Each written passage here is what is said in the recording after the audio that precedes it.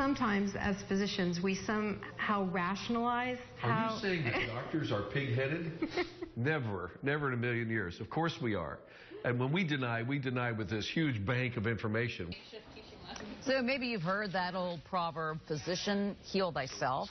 Well, even in biblical times, turns out doctors didn't make the best patients. And now on this last day of Heart Month, Dr. Joe introduces us to a local cardiologist who's sharing his personal story, hoping to help others. Cardiologist Dr. James Smith has been caring for patients for more than a quarter century. The field has really changed a lot. Well, angioplasty was not received when I came to town. Now it's routine. Those angioplasties happen here on tables like these at Florida Hospital's Pepin Heart Hospital. Dr. Smith performs cardiac caths and labs like this, placing stents inside blocked arteries. Then, a year and a half ago, the tables turned on him. Smith became the patient after developing symptoms in the middle of the night. Along the sides of my chest here. My biceps even felt funny as well, as if I'd been lifting and had not been that day. And it hurt worse when I breathed. I thought, well, this is pleurisy or something like that. And I took something for it, and it went away.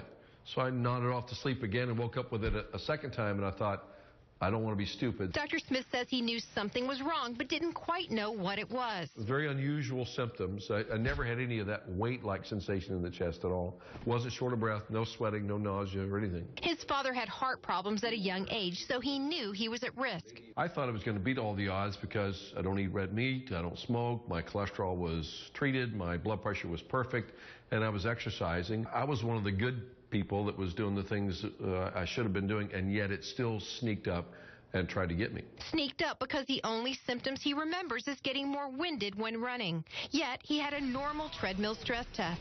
Because of that, he chose to skip newer tests. So if you could turn the clock back, then would you have done one of those?